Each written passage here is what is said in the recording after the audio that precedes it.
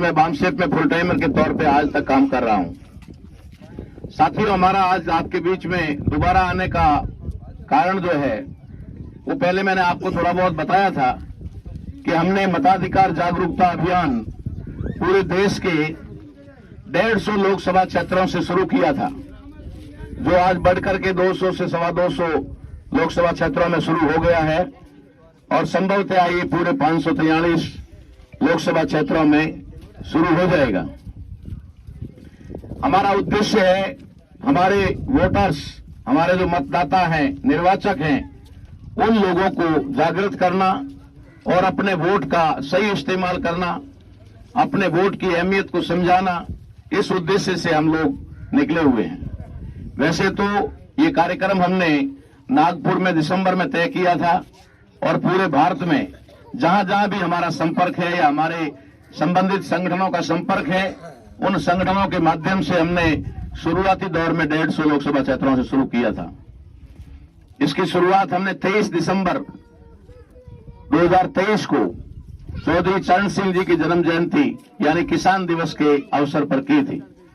उसके बाद में हम लोगों ने इसको सेकेंड राउंड जो हमारा शुरू किया वो 3 जनवरी से शुरू किया था। तो आपके यहाँ लगभग मुझे लगता है कि तीसरी या चौथी बार हमारी गाड़ियां आपके बीच में आई है और ये गाड़ियां आखिरी दम तक, यानी कि जब तक लोकसभा के चुनाव में हमारे समाज का SC, ST, OBC और माइनॉरिटी चारों वर्गों की 56 कौम के जो लोग हैं वो जब तक वोट देने जाएंगे तब तक हम उनको याद दिलाएंगे कि तुम्हें अपना वोट का इस्तेमाल कैसे करना है। तुम लोगों ने, हम लोगों ने, सबने और हमारे पूर्वजों ने, पुरखों ने 75 साल से लगभग कहते थे कि 75 साल संविधान को लागू हुए हैं और 52 से भी हम माने तो 72-73 साल हमें वोट देते हुए हो गए। लेकिन जो वोट हमने दिए और जिन वोटों की वजह से हमारे समाज का हित होना चाहिए था वो नहीं हो पाया, उल्टा हमारा नुकसान होता जा रहा है। मैंने आपको पहले भी ये बात बताई थी और हर जगह ये बात बता रहा हूं कि बाबा साहब अम्बेडकर ने जो हमें संवैधानिक अधिकार दिए, चाहे वो पढ़ने लिखने का अधिकार यानी शिक्षा का अधिकार हो, चाहे धन दौलत, खेती बाड़ी, जमीन, प्लॉट, मकान रखने का यानी संपत्ति का अधिकार हो, चाहे सरपंच से MLA मंत्री तक के हमारे समाज के लोगों को बनने का सत्ता का अधिकार हो, चाहे वो किसी भी प्रकार का जो एक तरह से बोलने के अधिकार से लेकर के हमारे जो सारे अधिकार हैं जो संविधान में, उन अधिकारों की रक्षा के लिए हमको एक अधिकार मिला, एक अधिकार बाबा साहब अम्बेडकर ने दिया, वो अधिकार था वोट का अधिकार। अगर तुम्हारे अधिकारों के ऊपर कोई हमला करे, अगर तुम्हारे अधिकारों का कोई हनन करे, अगर तुम्हारे समाज के ऊपर कोई अत्याचार और अन्याय करे, तो आपके पास में वोट की ताकत है। उस वोट की ताकत से आप उन सरकारों को उखाड़ करके फेंक सकते हो।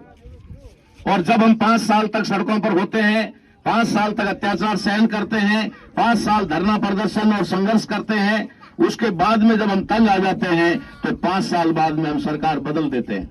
बदल रहे हैं ना, पिछले 35 साल से 40 साल से हम बदल रहे हैं। कांग्रेस को बदल के बीजेपी को लाते हैं, बीजेपी को बदल के कांग्रेस को लाते हैं, है ना। जब ये गाल जब शून्य हो जाता है, ज्यादा लगती है, तो ये गाल आगे कर देते हैं। इसके अलावा हम कुछ नहीं कर रहे हैं।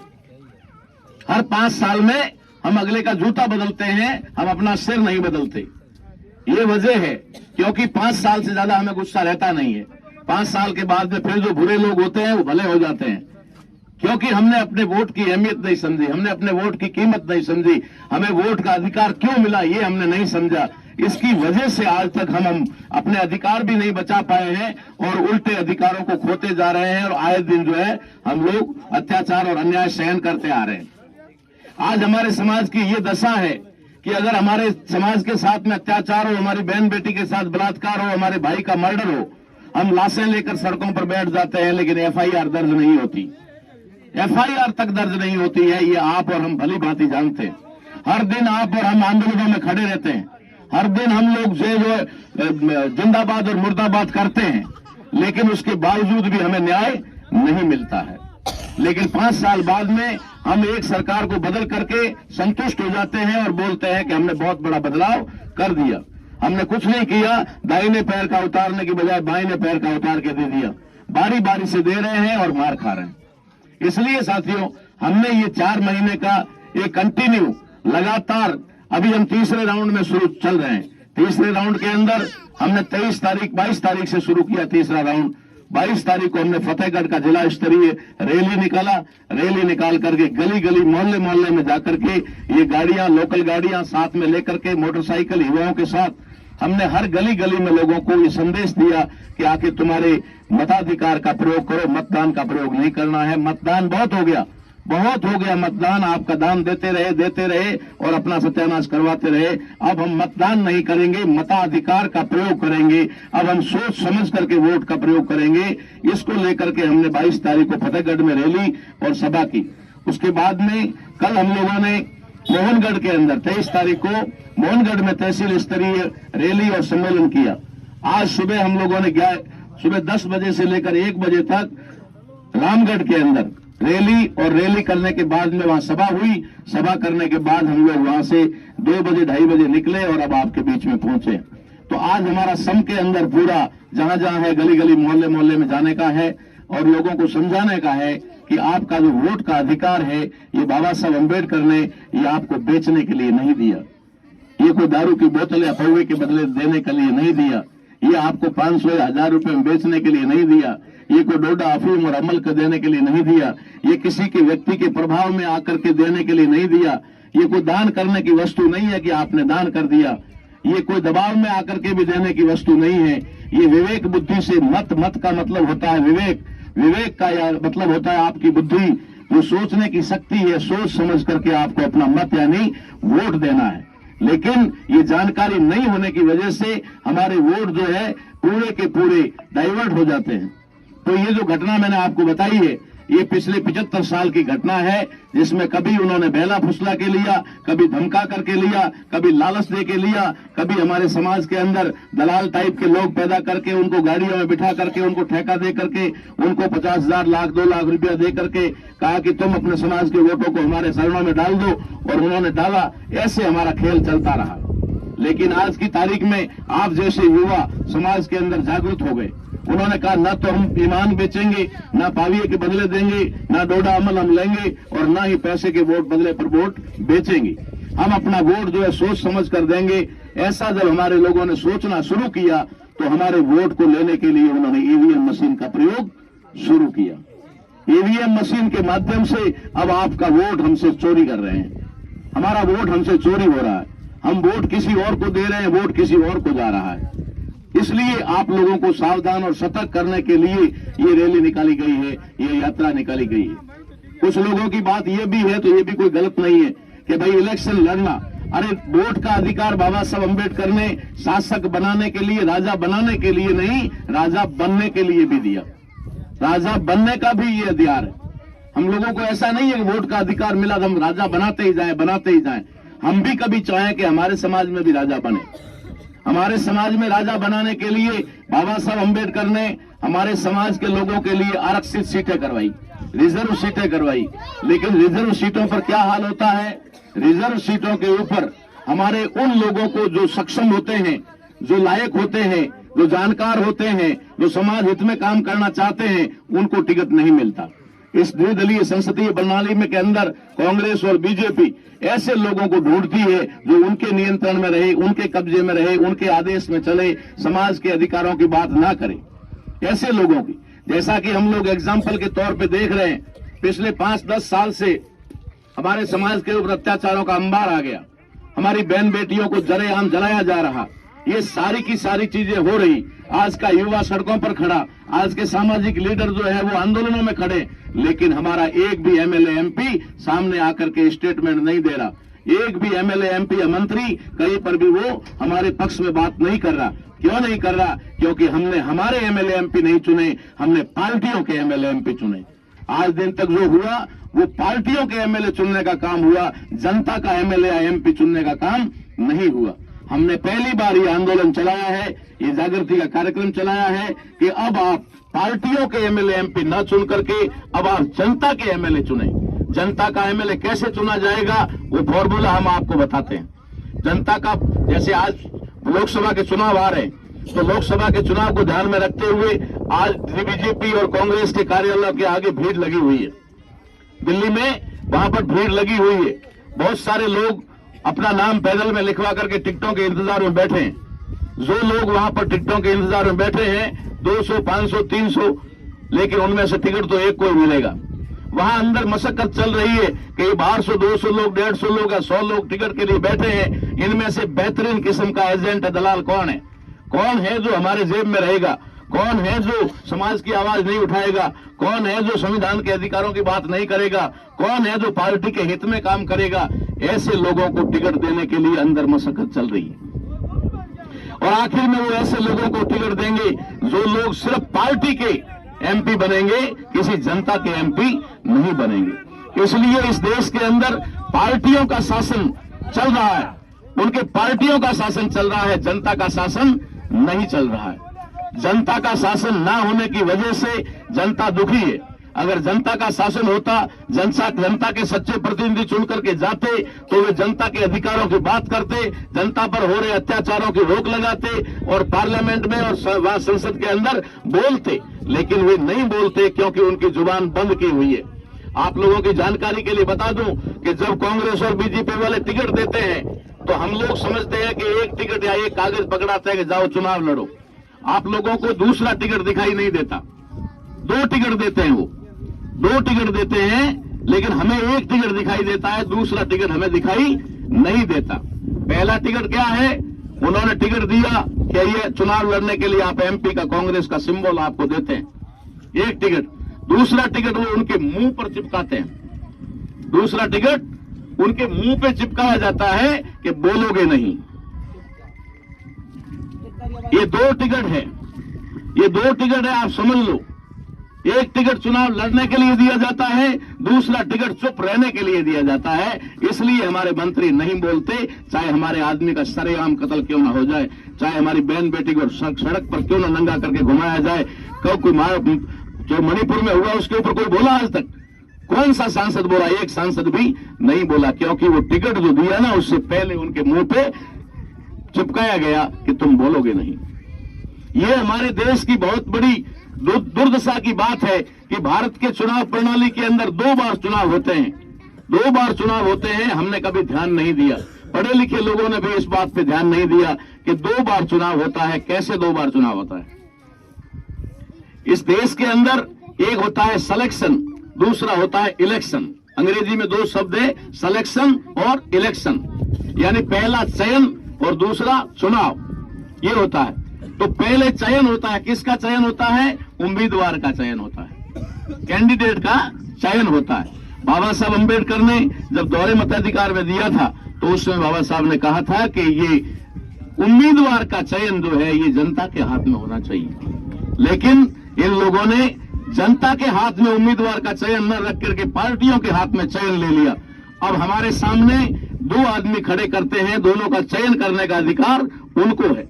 हम अगर हमारा कोई मन चाहेता, उम्मीदवार चाहे तो वो हमें उम्मीदवार नहीं मिलता, तय वो करते हैं और हमारे सामने खड़ा कर देते हैं। अब इन दोनों में से तुम्हें चुनना है। अब हमारे सामने कोई विकल्प नहीं होता, 2 के अलावा तीसरा कोई विकल्प नहीं होता, तो एक को बुरा मानकर हम दूसरे को वोट दे देते हैं, जबकि दोनों ही उनके चमचे होते हैं, दलाल होते हैं या फिर उनके एजेंट होते हैं। इसलिए हम लोगों को ध्यान रखना है कि अब तक इस देश के अंदर या तो कांग्रेस ने राज किया या फिर भाजपा ने राज किया, इस देश में जनता ने राज नहीं किया। जबकि लोकतंत्र में जनता द्वारा और जनता के लिए शासन होता है, उसी को रिपब्लिक कहते हैं, उसी को गणतंत्र कहते हैं, उसी को प्रजातंत्र कहते हैं। तो ये प्रजा का राज ना होकर पार्टियों का राज देश में स्थापित हो गया है। इसलिए पार्टियों के थोपे हुए कानून हमारे ऊपर चलते हैं और हमारे अधिकार पार्टियां मिलकर के खत्म कर रही है। इसलिए आप लोगों से हाथ जोड़ करके विनती है कि ये तीसरा चरण हमारा चल रहा है। ये तीसरा चरण तहसील स्तरीय, अभी जैसलमेर आज कंप्लीट हो जाएगा। उसके बाद में हम लोग बालोतरा जिले की तहसीलों में प्रवेश करेंगे। बालोतरा जिले की 10-11 तहसील करने के बाद में हम बाड़मेर जिले की 12-13 तहसील हैं, उनको कवर करेंगे। ऐसे करके ये जो 23 से 25 तहसीलों के कार्यक्रम है, ये मार्च के 22 मार्च तक हम लोग पूरे करेंगे। 22 मार्च के बाद में फिर अगला प्रोग्राम चलेगा और वो चलेगा जनता के उम्मीदवार के लिए। जनता का उम्मीदवार चयन करेगी जनता। जिसको भी जनता तय करेगी, किसी को भी करेगी, उसको हम लोगों को एकजुट होकर के जिताना है। इसलिए हमने नारा दिया है कि हाथ और फूल हमारी भूल, हाथ और फूल हमारी भूल। 75 साल तक हमने कहे सत्संग, कौन सा है, कहे संत संग्राम, हाथ में हीरा आया, घाल गोफन में वाया, रहो एक रहो मत हो एक। हमें वो आखिरी है थोड़े पाए। ये जो लोकसभा चुनाव का इलेक्शन है, ये आखिरी वोट है। अगर इस बार आपने गलती की, इस बार आपने भूल कर दी, तो आगे से चुनाव ही होने वाले नहीं है, वोट ही बंद होने वाले हैं। इस देश में फिर से राजतंत्र स्थापित होने वाला है और ये बहुत बड़े पैमाने पर हो गया है, तैयारी हो गई है। 22 तारीख को उन्होंने राम मंदिर का उद्घाटन किया, ये शायद आप लोगों की भूल है। आप लोगों को भ्रमित किया गया कि हमने राम मंदिर का उद्घाटन किया है, लेकिन आपको पता है कि राम मंदिर के उद्घाटन के समय गीत कौन सा बजाया था? हमारे लोगों को नहीं पता है। क्या गीत बजाया था? कि सत्य सनातन की धारा अब चलेगी शासन पर, राम भक्त ही राज करेंगे दिल्ली के सिंहासन पर। राम भक्त ही राज करेंगे, ये तो समझ में आया, लेकिन सत्य सनातन की धारा अब चलेगी शासन पर। सत्य सनातन की का मतलब मनुस्मृतियों की धाराएं, मनुस्मृतियों का कानून अब चलेगा शासन पर। ये तय हो चुका है। ये 22 तारीख को ही राम मंदिर का उद्घाटन क्यों हुआ? हमारे लोगों को नहीं पता। हमारे लोग क्यों करें? कोई मतलब ही नहीं, उनको कोई लेना देना ही नहीं है। 22 जनवरी क्या है? 22 जनवरी को ऐसी क्या घटना घटित हुई देश में कि इनको 22 जनवरी राम मंदिर के लिए उद्घाटन के लिए चुनना पड़ा? 22 तारीख का महत्व क्या है? 22 जनवरी 1947 के दिन बाबा साहब अंबेडकर ने संविधान सभा में आपके संविधान के प्रियम्बल को अंतिम रूप दिया था और उसकी मान्यता दिलाई थी। भारत के संविधान का प्रियम्बल यानी कि प्रस्तावना, यानी कि उद्देशिका जो क्या है, वो भारत के संविधान की नींव है। ये मंदिर जब आपने बनाया तो नींव पहले भरी होगी ना, नींव। तो ये जो नींव है, ये भारत के संविधान की प्रियम्बल है और प्रियम्बल 22 जनवरी 1947 को इस देश के संविधान सभा में पास हुआ था। इसलिए उन्होंने 22 जनवरी चुना और कहा कि अब सत्य सनातन की धारा चलेगी शासन पर। सत्य सनातन सिर्फ नाम है, मनुस्मृतियों की धारा चलेगी शासन पर। अब फिर से तुम्हारे कानों में शीशा पिघला कर डाला जाएगा। ताराराम मेहना जैसा व्यक्ति भाषण देने के लिए अगर माइक लेके खड़ा होगा, जुबान काट दी जाएगी, फिर से आपको जेलों में डाला जाएगा, फिर से आपको अपने घृणित कार्य करने के लिए मजबूर किया जाएगा। नाई को बाल काटने की शिक्षा नई शिक्षा नीति में आ गई है। आपको देखा है आपने?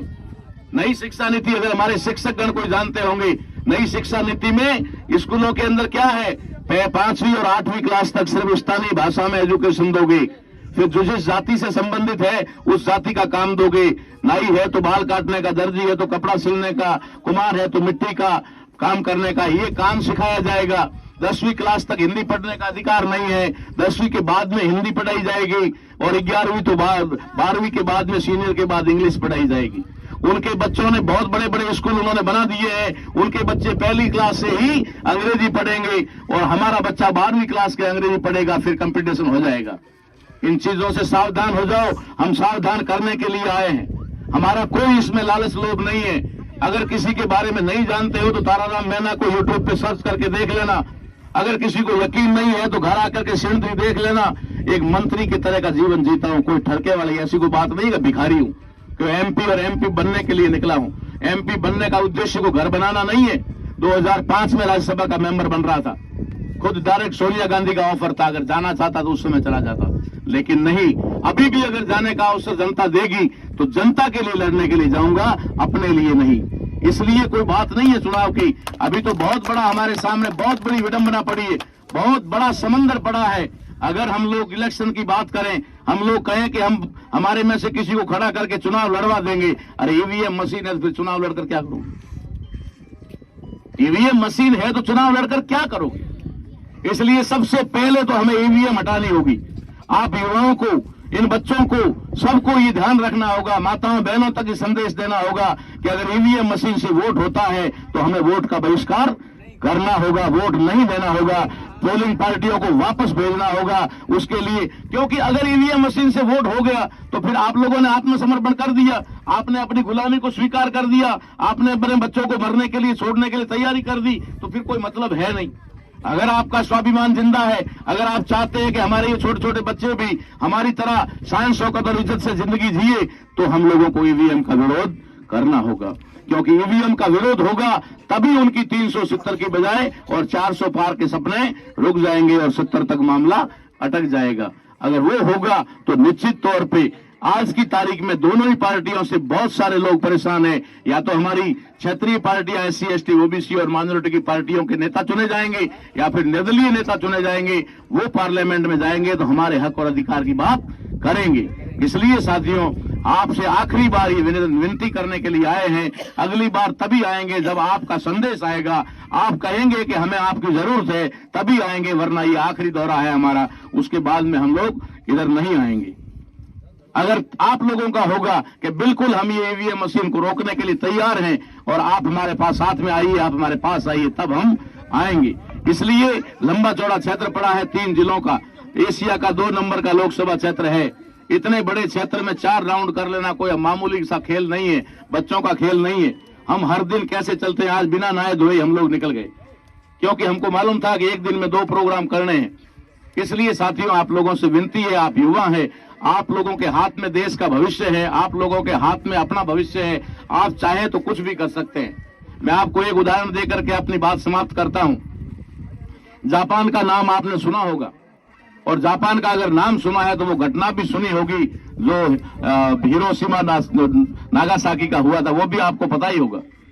जब अमेरिका ने परमाणु हमला किया था तो लगभग जापान को पूरी तरह से नष्ट मान लिया था, उन्होंने खत्म कर दिया था। उसके बाद में कुछ युवा, आप लोग जो जैसे आज खड़े होकर के सुन रहे हो, ऐसे ही कुछ लोगों ने बैठ करके दीवारों पे, पत्थरों पे बैठ के सोचना शुरू किया कि आखिर हमारे देश का क्या होगा। इतनी बड़ी शक्ति से हम लड़ नहीं सकते, इतनी बड़ी शक्ति से हम बदला ले नहीं सकते, तो आखिर हम क्या करें। तो उसमें से एक युवा था, जागरूक युवा, उसने कहा कि हम बदला भी ले सकते हैं और हम विश्व की सबसे बड़ी शक्ति भी बन सकते हैं, लेकिन मेरी कुछ 8-10 बातों पे अमल करना होगा। तो उन लोगों ने कहा कि क्या इतना बड़ा परिवर्तन हम कर सकते हैं? तो उन्होंने कहा बिल्कुल कर सकते हैं, आप मेरी बातें सुनो। तो उसने पहली बार वो 10 बातें बताई। उसमें पहली बात थी कि हमारे देश के अंदर कोई भी बालक अनपढ़ नहीं रहेगा, किसी भी कारणवश अनपढ़ नहीं रहेगा।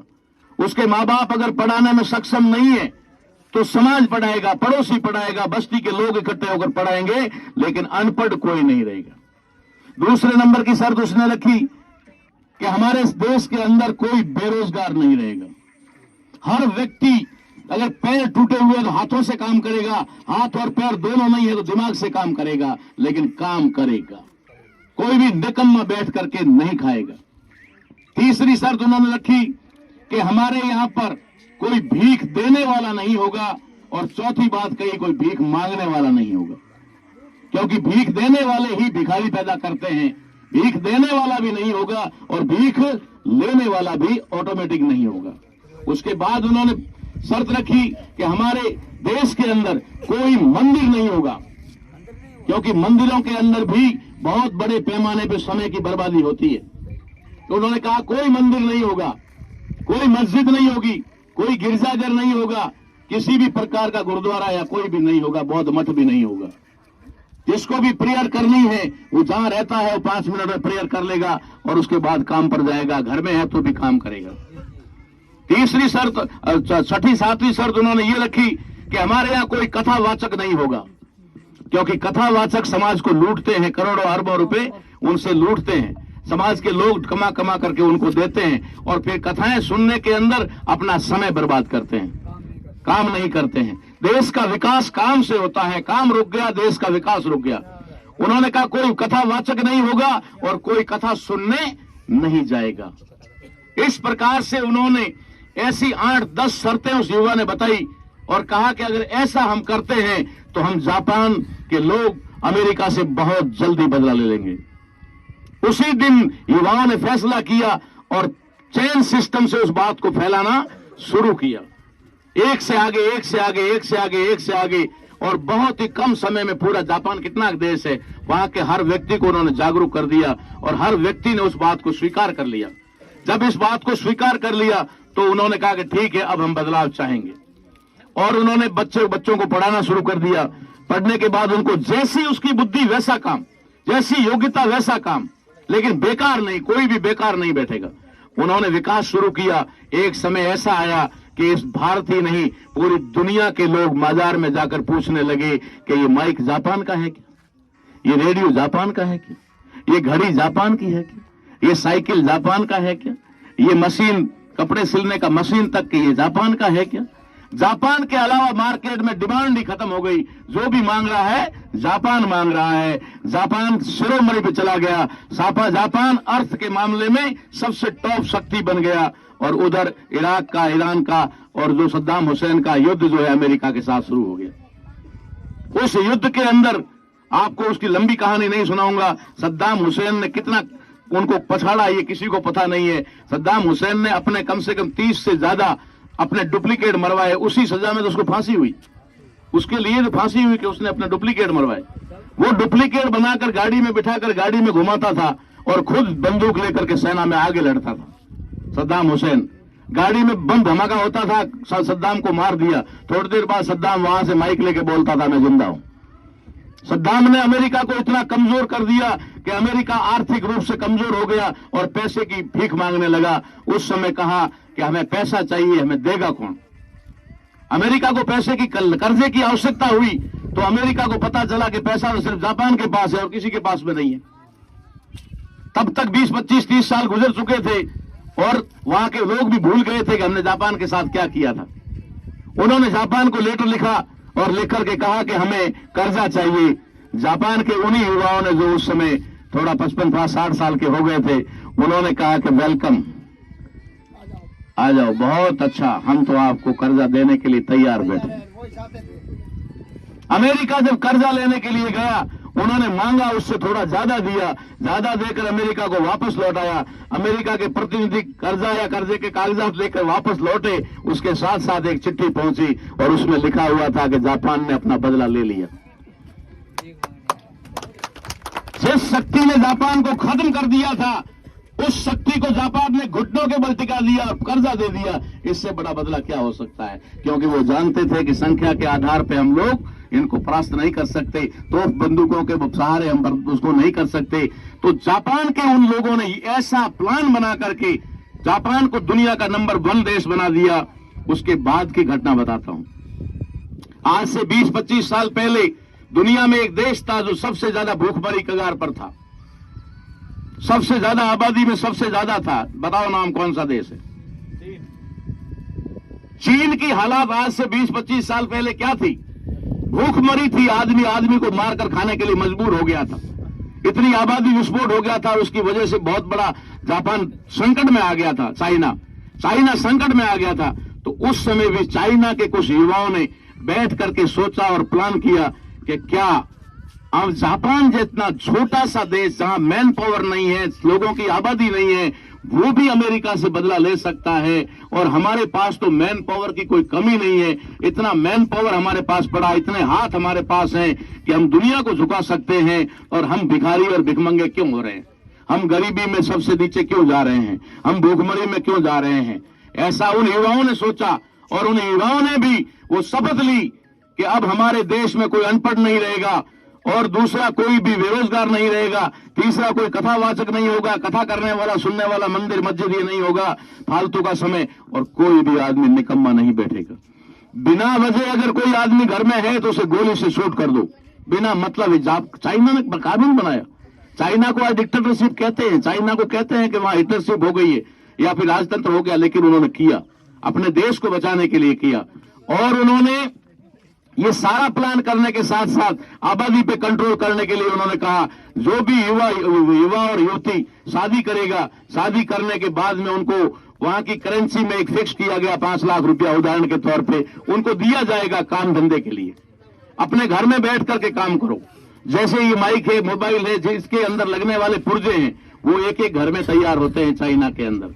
एक एक घर में तैयार होते हैं, फिर एक जगह जाकर के फैक्ट्री में असेंबल होते हैं, असेंबल होकर के फिर मोबाइल, रेडियो, ये सारी चीजें आपके पास चाइना की आ रही है। जो चाइना दुनिया पर आज कब्जा करके बैठा है, हर आदमी की जेब में चाइना बोलता है, हर आदमी के घर में चाइना बोलता है, ये तय उन लोगों ने किया।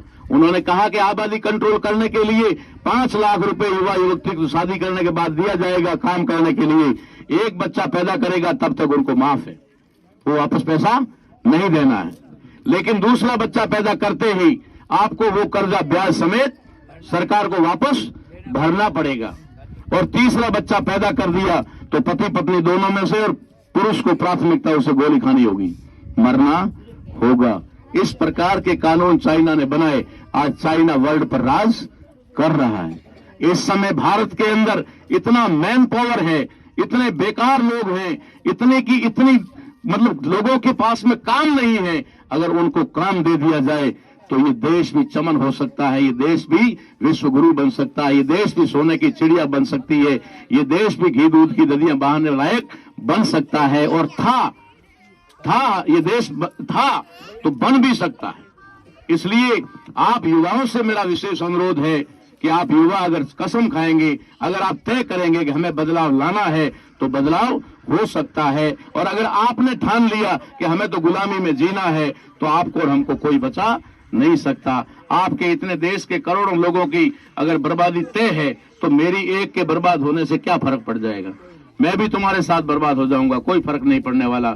लेकिन मुझे इस बात का पता है, इस बात का आगाज हो रहा है कि आने वाले समय में हमारा कितना बुरा समय आ रहा है। इसके लिए आपको जगाने आया हूं। जाग सकते हैं तो जागिए, ये आखिरी मौका है आपके पास में, इस मौके को ना खोइएगा। इसी अपील और अनुरोध के साथ में आपने मेरी बात